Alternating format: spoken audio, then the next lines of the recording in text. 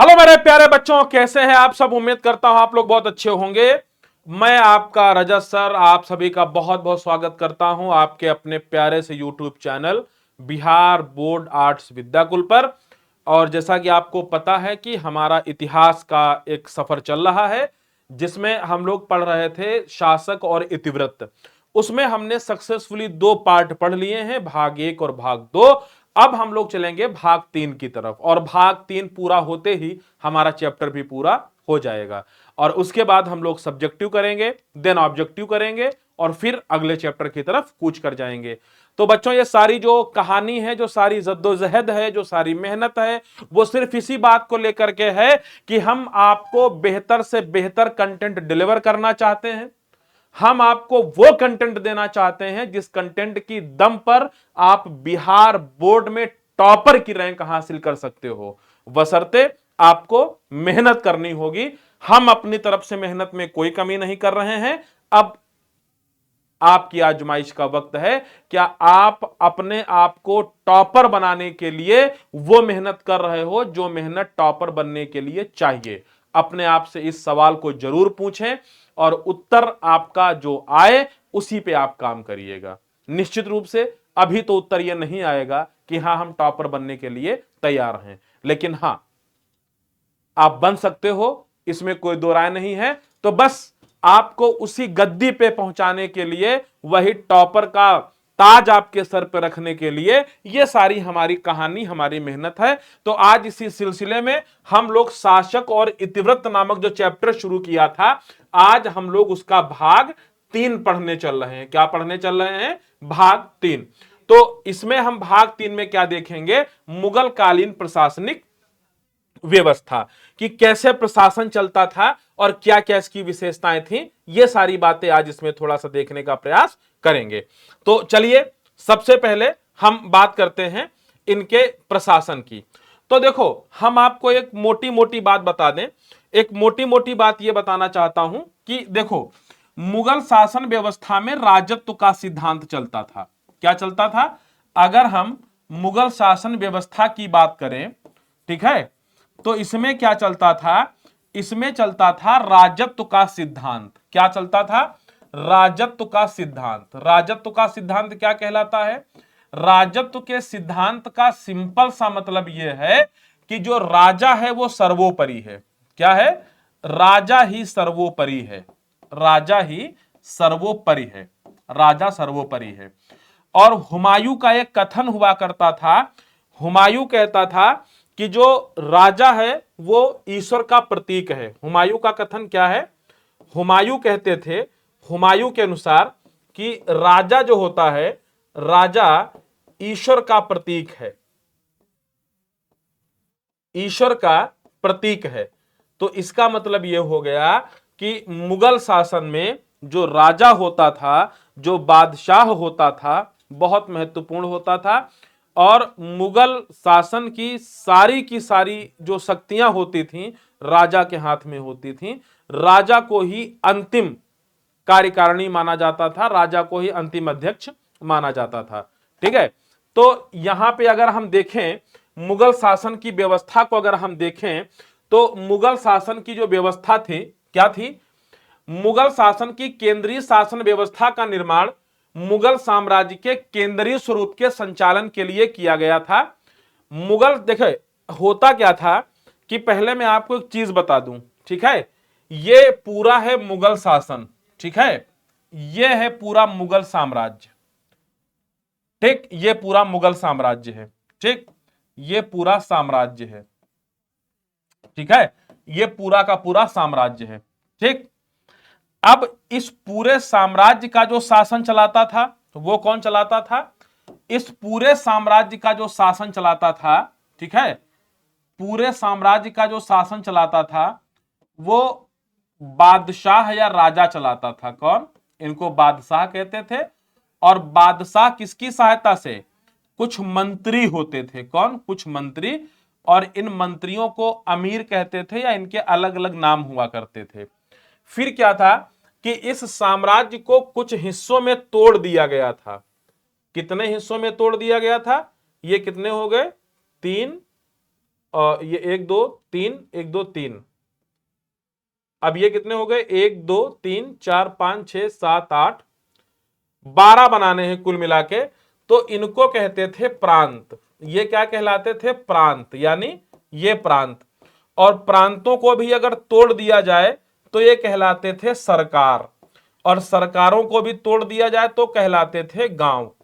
तो यहां मुगल जो प्रशासन होता था, इनमें सबसे पहले क्या होता था, सबसे पहले होती थी केंद्र सरकार। क्या होती थी सबसे पहले, केंद्र सरकार। कौन, बोलते रहिए सभी लोग, सबसे ऊपर क्या होता था, सबसे ऊपर होता था केंद्र सरकार, ठीक। उसके ऊपर क्या होता था, प्रांतीय सरकार। क्या होती थी, या प्रांतीय शासन कह लो, प्रांतीय शासन, ठीक है। और प्रांतीय शासन के नीचे क्या होता था, सरकार। सरकार, सरकार का मतलब क्या होता था, जिला। और जिला के नीचे क्या होता था, परगना, परगना। और परगना के नीचे क्या होता था, ग्राम। तो इस तरीके से इनकी शासन व्यवस्था का एक हायरार्की थी। तो सबसे ऊपर कौन होता था, सबसे ऊपर होती थी केंद्र सरकार। अब केंद्र सरकार में कौन होता था, केंद्र सरकार में जो सर्वे सर्वा होता था वो बादशाह होता था। बादशाह तो भाई पूरे शासन का ही सर्वे सर्वा होता था। और इसके कुछ मंत्री होते थे। अगर इन मंत्रियों का हम जिक्र करें तो जैसे एक वित्त मंत्री होता था, है ना, जिसको क्या कहते थे, वजीर कहते थे। एक सेनापति होता था जिसको मीर बख्शी कहते थे। एक तोप खाने का मंत्री होता था, मीरे आतिश कहते थे। ऐसे ही इनका जो क्या कहते हैं, सरे नौबत, है ना, सद्र उस सुदूर धार्मिक मामलों का व्यक्ति हुआ करता था, ठीक है। तो ऐसे जो है तमाम इनके पद हुआ करते थे जिनकी सहायता से बादशाह अपना शासन चलाता था। तो जरा देखते हैं कि केंद्र स्तर पर इनके कौन कौन अधिकारी हुआ करते थे। तो देखिए, केंद्रीय शासन व्यवस्था का निर्माण मुगल साम्राज्य के केंद्रीय स्वरूप की संरचना के लिए किया गया था। और केंद्रीय सरकार को चलाने के लिए कई अधिकारी हुआ करते थे, कई मंत्री हुआ करते थे। इन अधिकारियों में आधुनिक प्रधानमंत्री के समान एक अधिकारी होता था जिसे वकील कहा जाता था, मुत्तलिक ए वकील। मुत्तलिक ए वकील आज के आप मान सकते हो कि गृह मंत्री के जैसे होता था। प्रधानमंत्री, प्रधानमंत्री कह सकते हो। अगर हम मुगल बादशाह को राष्ट्रपति मान लें थोड़ी देर के लिए, तो आप वकील को प्रधानमंत्री मान सकते हो। क्लियर है। तो होता क्या था कि बादशाह के बाद जो सबसे दूसरा बड़ा पद होता था उसे वकील कहा जाता था। और इन सबकी जो नियुक्ति होती थी, चाहे वो वकील हो चाहे और मंत्री संतरी हो, उन सबकी जो नियुक्ति की जाती थी वह सम्राट के द्वारा की जाती थी, माने बादशाह ही करता था। तो केंद्रीय स्तर पर बादशाह होता था मेन व्यक्ति, और उसकी सहायता के लिए कुछ अधिकारी होते थे। उन अधिकारियों में सबसे बड़ा जो अधिकारी होता था उसको वकील कहते थे। और बादशाह जो होता था इन सारे अधिकारियों की नियुक्ति अपने हिसाब से करता था कि कौन हमारे लिए सुटेबल है, कौन हमारे लिए ठीक नहीं है। तो चलिए, और ये जितने भी अधिकारी या वकील जो मेन आदमी होता था, ये सारे के सारे सम्राट की ही देखरेख में काम करते थे। तो जरा देखते हैं कौन कौन अधिकारी थे। देखो, केंद्रीय प्रशासन के अंतर्गत प्रमुख अधिकारी इस प्रकार हुआ करते थे। एक तो था वकील मुतलक। वकील मुतलक जो होता था ये मुगल साम्राज्य का दूसरा सबसे बड़ा पद होता था। सबसे बड़ा पद किसका हो गया, बादशाह का हो गया, सम्राट खुदे हो गया, जो भी सम्राट बनते थे, ठीक है। तो स्वयं उनका एक पद हो गया। अगर बादशाह के बाद कोई दूसरा पद होता था तो वो वकील होता था, ठीक है। और ये सभी अधिकारियों के ऊपर होता था। आप यूं मान लीजिए जैसे प्रधानमंत्री का चीफ कैबिनेट ऑफिसर या चीफ कैबिनेट जो होता है सेक्रेटरी, ठीक है, कैबिनेट सेक्रेटरी जो होते हैं उस टाइप का व्यक्ति। और ये बहुत महत्वपूर्ण पद होता था वकील मुतलक। इसके बाद जो ये क्या होता था, यह पद सम्राट के बाद दूसरा प्रमुख पद था। इसकी नियुक्ति सम्राट द्वारा की जाती थी।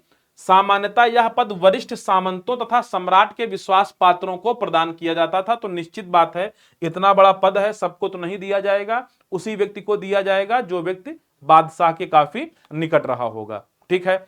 इसके बाद दूसरा पद आता है दीवाने आला या वजीर। यह एक प्रकार से वित्त मंत्री होता था, मतलब जितना भी पैसा टका इस सारी चीजों का हिसाब किताब करना ये इसके बस की बात होती थी, मतलब ये इसके अंडर में रहता था।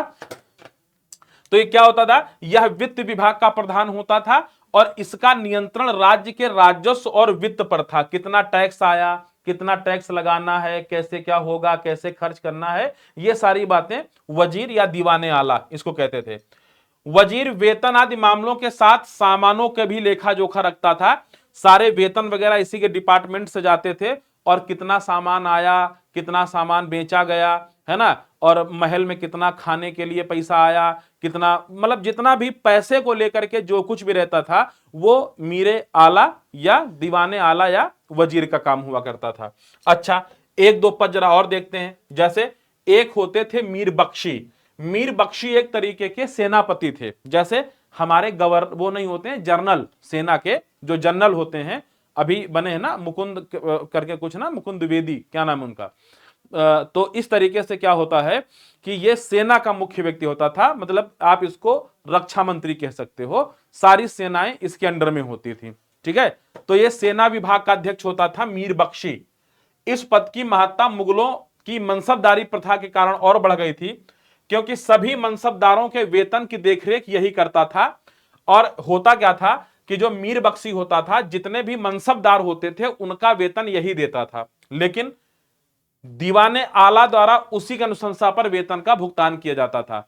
मीर बख्शी जितना वेतन मनसबदारों के लिए कहता था उतना ही वेतन वजीर निकाल देता था वहां से। तो मतलब मीर बख्शी बहुत बड़ा सेना का अधिकारी, सेना का सर्वे सर्वा होता था। ऐसे ही सद्र उस सुदूर या सदरे जहां जितने भी धार्मिक मामले होते थे, यानी संस्कृति विभाग का मंत्री ये होता था, जितने भी धार्मिक मामले हुआ करते थे वो ये मंत्री निपटाता था, सद्रे सुदूर या सद्रे जहां। ठीक है।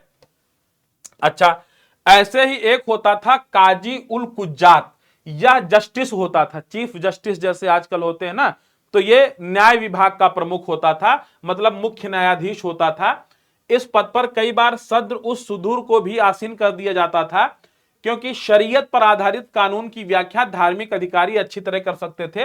हां, काजी उल कुज्जात जो हुआ करते थे ये न्याय विभाग के अधिकारी होते थे और न्याय होता था शरीयत के कानूनों के आधार पर, क्योंकि मुगल काल के दौरान मुस्लिम कानून यहां पे चलते थे जिनको शरीयत के नाम से जाना जाता है। तो कभी कभी जो धार्मिक मामलों का व्यक्ति होता था, जिसको हम सद्र सुदूर या सदरे जहां कहते हैं, कभी कभी इसको भी नियुक्त कर दिया जाता था कि जाइए आप जो है इसको निपटाइए।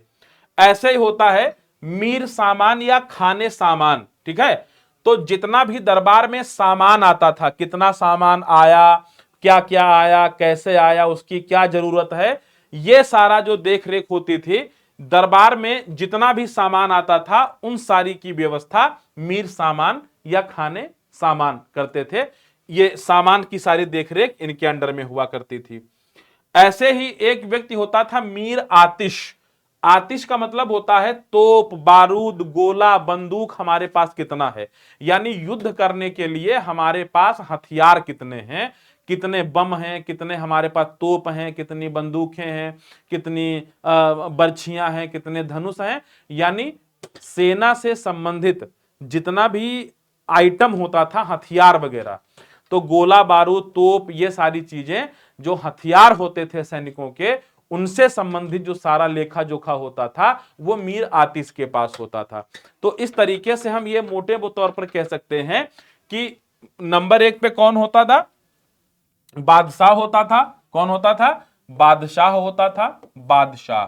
ठीक है, सबसे पहले बादशाह होता था और उसके बाद क्या होते थे, सभी अधिकारी होते थे। क्या होते थे, इसके नीचे सभी अधिकारी होते थे सेंट्रल गवर्नमेंट में। और इन अधिकारियों में सबसे ऊंचे कौन होता था, सबसे ऊंचे होता था वकील, और उसके बाद में वजीर, फिर तो सब एक ही जैसे थे। ठीक है, मीर बख्शी, तो कौन होता था, मीर बख्शी, मीर बख्शी। ठीक है, मीर आतिश, मीर आतिश। ठीक है, और सद्र उस सुदूर, सद्र उस सुदूर, ये सब धार्मिक व्यक्ति थे। तो ये इनका था केंद्रीय प्रशासन। क्या था? ये था केंद्रीय प्रशासन। क्या था बेटा? ये था इनका केंद्रीय प्रशासन। क्लियर है? तो इस तरीके से इनका केंद्र का शासन चलता था। अच्छा, अब जरा हम आगे की बात करें, प्रांतीय शासन की बात करें। देखो, अब इतना बड़ा इनका साम्राज्य हो गया था कि अकेले सेंट्रल गवर्नमेंट पे बैठ के उस साम्राज्य को चलाना मुश्किल था। जैसे अब भारत इतना बड़ा है, अब मोदी सोच लें नहीं नहीं हम तो अकेले चला डालेंगे, संभव ही नहीं है, संभव ही नहीं है। आपको अपने साम्राज्य को कुछ मामलों में तोड़ना पड़ेगा।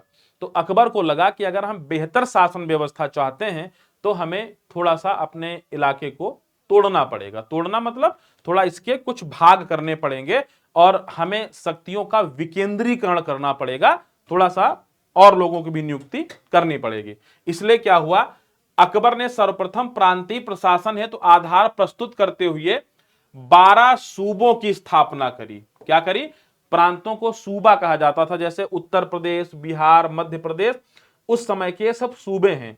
तो हुआ यह कि अकबर ने सोचा कि यार इतना बड़ा हमारा साम्राज्य है, अकेले संभव है नहीं, एक काम करते हैं इसको कुछ सूबों में बांट देते हैं, कुछ प्रांतों में बांट देते हैं। तो इसने क्या किया कि 12 सूबों में अपने शासन को बांट दिया। हालांकि बाद में इसमें 3 और नए सूबे जुड़ गए, बरार, खानदेश और अहमदनगर, इनको बाद में उसने जीत लिया तो ये 15 हो गए। ठीक है, और धीमे धीमे क्या हुआ, ये सूबे बढ़ते गए। कहते हैं औरंगजेब के काल के समय में भारत में मुगल प्रांतों की जो संख्या थी वो 20 थी। और जैसे हमने बताया पूरे साम्राज्य का जो प्रमुख होता था वो तो बादशाह होता था, लेकिन जब हमने सूबे बना दिए तो जो सूबे का प्रमुख होता था उसको सूबेदार कहते थे। क्या कहते थे? सूबेदार। सूबेदार एक तरीके का गवर्नर होता था, राज्यपाल के लेवल का व्यक्ति होता था। ठीक है, जो सूबेदार होता था, सूबे का प्रमुख होता था, इसकी स्वयं की सेना होती थी, साथ ही साथ यह सूबे में कर और न्याय आदि का भी फैसला करता था। तो मतलब आप यूं समझ लीजिए कि आज का गवर्नर और मुगल शासन का सूबेदार एकदम बराबर था। सूबेदार के पास टैक्स इकट्ठा करने की ताकत होती थी अपने सूबे में, और साथ ही साथ सेना रखने की भी इजाजत होती थी, और जितना भी वहां का कानून व्यवस्था होता था वो सबका सब सूबेदार डिसाइड करता था। तो एक तो ये हो गया आपका पहले केंद्रीय प्रशासन, और दूसरे पे क्या हो गया? दूसरे पे हो गया सूबा यानी प्रांतीय प्रशासन, जो मुख्यमंत्री वाला लेवल है। अच्छा, इसके बाद की बात क्या है? अब देखो, ऐसे ही क्या होता है, ऐसे ही होता था जिले का प्रशासन। ठीक है, प्रत्येक सूबा कई सरकारों में बटा हुआ था, मतलब सरकार जिले को कहते हैं उस समय। ठीक है, अच्छा, जिले का जो मुख्य व्यक्ति होता था, फौजदार होता था, यह एक तरीके का डिस्ट्रिक्ट मजिस्ट्रेट लेवल का व्यक्ति होता था। क्या होता था? This post was like a district magistrate, DM, जिलाधिकारी। तो जिले को उस समय क्या कहते थे? जिले को कहते थे सरकार। और सरकार का जो मुख्य अधिकारी होता था इसको कहते थे फौजदार। ठीक, या मुख्य सैनिक अधिकारी होता था। इसके अधीन एक होता था तो जिले की शांति, सुरक्षा व सुव्यवस्था का प्रबंधन देखता था। तो ये जो फौजदार है ये अपने जिले की शांति व्यवस्था, कानून इत्यादि को ये नियंत्रित करता था। ये सब इसकी जिम्मेदारी में हुआ करता था।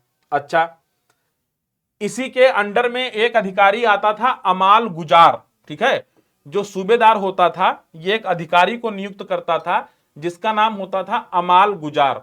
अमाल गुजार का काम होता था माल गुजारी इकट्ठा करना। माल गुजारी मतलब खेती पर लगने वाला या सिंचाई पर लगने वाला एक प्रकार का टैक्स।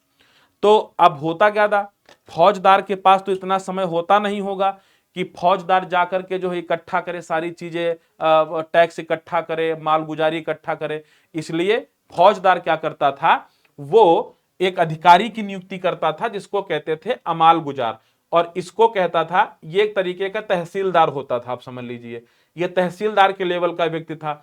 इसको कहता था कि तुमको सारा माल गुजारी इकट्ठा करना है और कृषकों को तकाबी ऋण बांटने व वसूलने का अधिकार इससे प्राप्त था।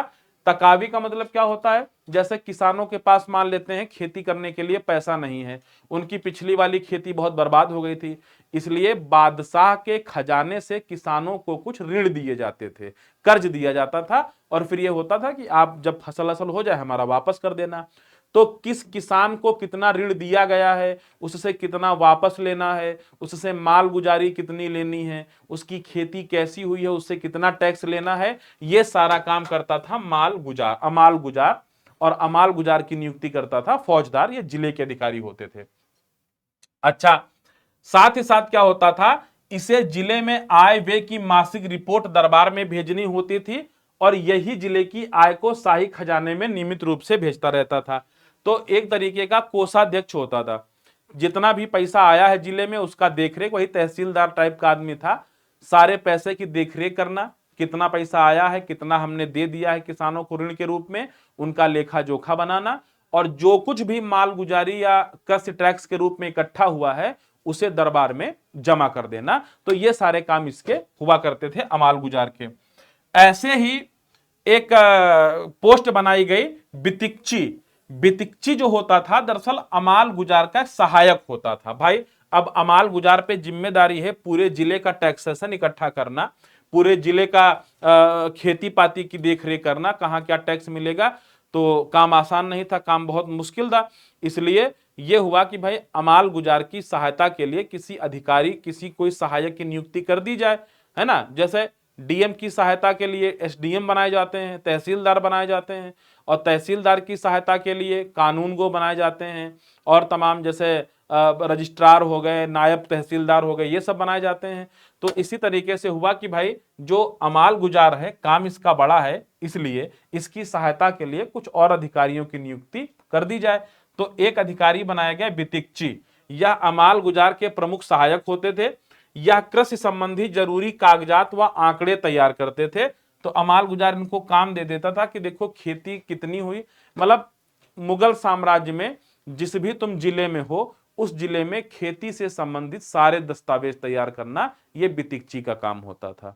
तो इस तरीके से देखिए छोटे छोटे लेवल पे किस तरीके से कामों को बांट दिया गया था और काम बड़े सुचारू रूप से चल रहे थे। लेकिन ये सारी कहानी अकबर की थी, बहुत दूरदर्शी व्यक्ति था अकबर। अच्छा, अब आता है परगना। परगना मतलब तहसील आप मान सकते हो, अनुमंडल जिसको कहते हैं। परगना स्तर पर निम्नलिखित पदाधिकारी नियुक्त किए जाते थे जो वहां की प्रशासन व्यवस्था के लिए उत्तरदायी होते थे। तो परगना आप मान सकते हो तहसील को, ठीक है, जिले में कई सारी तहसील होती हैं तो उन्हीं को परगना बेसिकली कहा जाता है। तो परगना के शासन के लिए कुछ अधिकारी नियुक्त किए जाते थे। जैसे एक अधिकारी का नाम होता था सिकदार। सिकदार का मतलब क्या होता था, यह कानून और व्यवस्था की देखभाल करता था और इसकी जानकारी प्रांतीय सरकार को देना होता था। यानी सिकदार जिस भी परगने में होता था वहां की सारी कानून व्यवस्था का लेखा जोखा रखना और उसे गवर्नर के पास भेज देना। गवर्नर फिर बादशाह के पास भेज देगा। तो प्रांतीय प्रशासन के पास इनको अपनी सारी रिपोर्ट भेजनी होती थी। लेकिन सिकदार का काम केवल कानून और व्यवस्था, बस, इसके अलावा इनका और कोई काम नहीं होता था। दूसरा पद कौन होता था, आमिल। आमिल मतलब यह राजस्व निर्धारित करने का कार्य भी कहा जा करता था, कार्य आमिल करता था। अच्छा, किसी परगने में कितना राजस्व इकट्ठा करना है, किस पर कितना टैक्स लगाना है, यह काम जो है आमिल करता था। तो सिकदार कानून और व्यवस्था, मतलब इसको हम एसडीएम मान लेते हैं, ठीक है, एसडीएम मान लेते हैं। और आमिल को हम मान लेते हैं नायब तहसीलदार। क्या मान लेते हैं, एनटी, नायब तहसीलदार। और एक अधिकारी और होता था जिसको कहते थे कानूनगो। कानूनगो अभी भी अधिकारी होता है, आज भी है अपने बीच। इसका काम होता था भूमि का सर्वेक्षण करना, मतलब कि जरा देखो भाई समय समय पे जमीनों की देखरेख करते रहो। ऐसा तो नहीं किसी ने ज्यादा जमीन बढ़ा ली हो, किसी ने जमीन को कम कर दिया हो, तो समय समय पे आप जमीनों का भी विवरण देते रहिए। यह काम कौन करता था, कानूनगो। ऐसे एक अधिकारी होता था यहाँ पे फौजदार, ठीक है। तो फौजदार होता था एक तरीके का कोषाध्यक्ष। तो इस परगने से जितने भी इनकम होती थी वो इसके पास इकट्ठा होती थी, फिर ये इनकम आगे भेज देता था, फिर वो बादशाह के पास पहुंच जाती थी। और आखिरी जो होता था इसमें काजी। यह काजी मतलब एक तरीके का न्यायाधीश होता था, जिसको आज की डेट में हम मुंसिफ कह सकते हैं, जो पीसीएस जे वाले अधिक न्यायाधीश बनते हैं। तो जो काजी होता था ये क्या होता था, परगना स्तर पर, ठीक है, ये एक न्यायाधीश होता था जो परगना स्तर पर तमाम मुकदमों की जो समस्याएं हैं उनको निपटाता था, खेती को लेकर के, राजस्व को लेकर के, तो उनका काम ये काजी करता था। ठीक है, अब इसके बाद की हम बात करेंगे ग्राम प्रशासन की। तो ग्राम प्रशासन मतलब ग्राम सभा, ग्राम पंचायत की। मुगल शासक गांव को एक स्वायत्त संस्था मानते थे, जिसके प्रशासन का उत्तरदायित्व मुगल अधिकारियों को नहीं दिया जाता था। हाँ, गांव का जो प्रशासन होता था वो मुगल अधिकारी नहीं देखते थे। मुगल अधिकारी कहां तक, केंद्रीय प्रशासन, सूबा प्रशासन, सरकार यानी जिला प्रशासन, परगना प्रशासन, इसके अलावा नहीं। गांव का प्रशासन गांव के लोगों को ही दिया जाता था। ठीक है, क्यों? क्योंकि वो ज्यादा बेहतर ऑप्शन है। क्यों? बल्कि परंपरागत ग्राम पंचायतें ही अपने गांव की सुरक्षा, सफाई, शिक्षा आदि की देखभाल करती थी।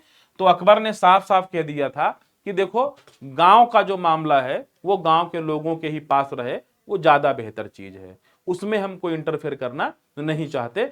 तो यहां पे गांव के लोग ही आपस में मिलकर के शासन चलाया करते थे, यहां पे कोई बाहरी व्यक्ति नहीं आता था। होता क्या था, जो गांव का मुख्य अधिकारी होता था ग्राम प्रधान होता था, और इस ग्राम प्रधान को हम खुद मुकद्दम या चौधरी या क्या कहते थे, मंडल भी कहते थे। तो इसे खुद मुकद्दम या चौधरी कहा जाता था, और इसकी सहायता के लिए एक पटवारी होता था। पटवारी आज भी होता है, जिसको लेखपाल कहते हैं। तो ग्राम स्तर पर ये खुद मुकद्दम, चौधरी वगैरह होते थे, और इनकी हेल्प के लिए एक अधिकारी या एक सहायक होता था, पटवारी। मुगल काल में पटवारी को राजस्व का एक प्रतिशत दस्तूरी के रूप में दिया जाता था। तो होता क्या था कि जो पटवारी रहता था, यह सारी जमीनों इत्यादि का विवरण रहता था। तो इसको क्या होता था, मुगल शासन की तरफ से 1% आता था, जितना भी ये टैक्स इकट्ठा करता था उसका 1% इसको दिया जाता था दस्तूरी के रूप में, मतलब इसकी इनकम के रूप में, कि हाँ भाई तुमने इतना काम किया तो लो 1% तुम्हारा। ठीक है, ऐसे एक अधिकारी, एक सहायक का नाम होता था, कुछ गांव का नाम होता था मावदा ए दीह। यह क्या होता था, मुगल काल में परगनों के अंतर्गत आने वाले गांवों को मावदा ए दीह कहा जाता था। एक परगने में जितने भी गांव होते थे उनको मावदा या दीह कहा जाता था। ठीक है, चकला शाहजहां के शासन काल में परगना और सरकारों के बीच और एक इकाई का निर्माण किया गया, जिसे चकला कहा जाता था। इसके अंतर्गत परगने आते थे। देखो, जब शाहजहां का शासन काल आया तो उसने कहा कि परगनों के ऊपर और जिले के नीचे एक सेगमेंट बनाते हैं, उसको चकला कहा गया। हालांकि वो बात आपके उसकी मतलब की नहीं है। तो इस प्रकार आज हम लोगों ने क्या देखा, अभी हम लोगों ने देखा, देखो सबसे ऊपर क्या होता था, सबसे ऊपर होता था केंद्रीय प्रशासन। कौन होता था सबसे ऊपर, क्या होता था, सबसे ऊपर होता था केंद्रीय प्रशासन। और केंद्रीय प्रशासन में कौन होता था, केंद्रीय प्रशासन में सबसे ऊंचे होता था बादशाह। कौन होता था, बादशाह, और कुछ इसके मंत्री या अधिकारी। इसके बाद क्या होता था, इसके बाद होता था सूबा। ठीक है, सूबा, और सूबे का मेन अधिकारी कौन होता था, सूबेदार होता था। क्या होता था, सूबेदार होता था। कौन होता था, सूबेदार। और सूबा के नीचे क्या होता था, सूबा के नीचे होता था सरकार या जिला। ठीक है, यहां का मेन अधिकारी क्या होता था, यहां का मेन अधिकारी, एक मिनट, ठीक है, और सरकार के नीचे क्या होता था, परगना, और परगना के नीचे क्या होता था, ग्राम होता था। तो अब इसके जो अधिकारी थे एक बार आप देख लीजिए। ठीक है, सूबे पे क्या होता था, सूबेदार होता था। सरकार पे क्या होता था, अमाल गुजार होता था। यहीं पे सिकदार होता था। ठीक है, क्या होता था, सॉरी, अमाल गुजार होता था, और यहां पे फौजदार, फौजदार होता था।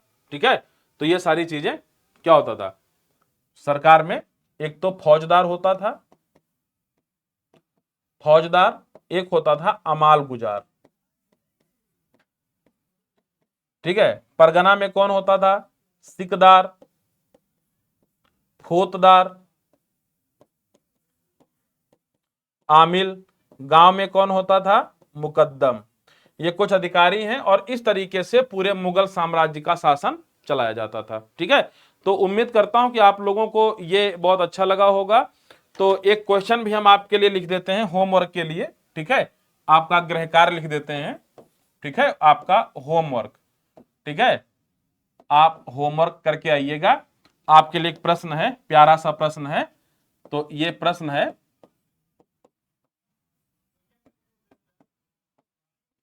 मुगल कालीन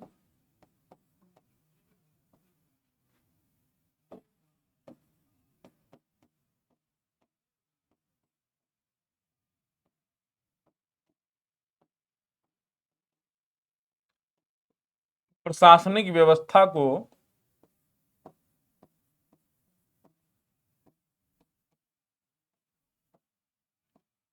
समझाइए। ठीक है, ये क्वेश्चन है, इसको लगभग 100 से 150 शब्दों में लिखिए, फिर हमारे पास भेजिए, फिर मैं देखता हूं कि क्या मामला है। ठीक है, तो चलिए, नमस्कार, धन्यवाद, जय हिंद, जय भारत।